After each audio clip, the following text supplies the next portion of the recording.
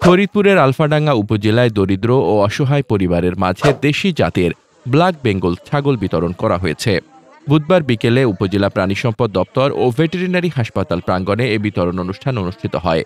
কর্মসূচিটি বাস্তবায়ন করেছে আলফাডাঙ্গা উপজেলা প্রাণী সম্পদ দপ্তর ও ভেটেরিনারি হাসপাতাল।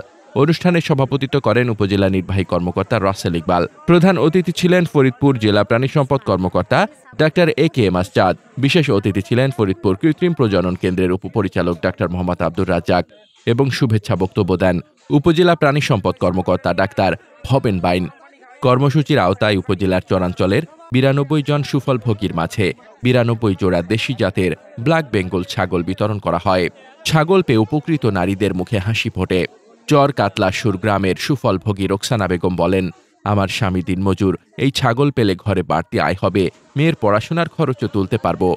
রুদ্রবানা গ্রামের মমতাজ খাতুন বলেন, সরকার আমাদের কথা ভাবছে, এটাই সবচেয়ে বড় সুখের বিষয়। আমি চেষ্টা করব এই ছাগলগুলো ভালোভাবে পালন করতে। আর এক সুফলভোগী জাহানারা বেগম বলেন, এই ছাগল আমাদের সংসারের নতুন আশার আলো জ্বালাবে।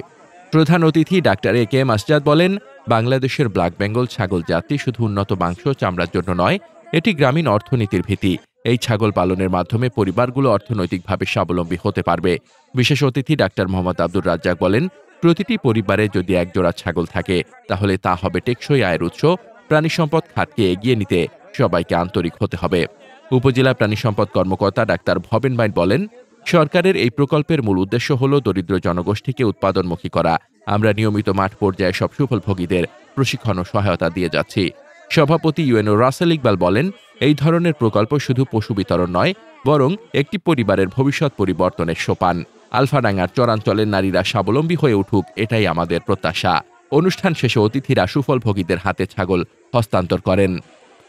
মোহাম্মদ শামীম রেজা, দৈনিক খোলা চোখ।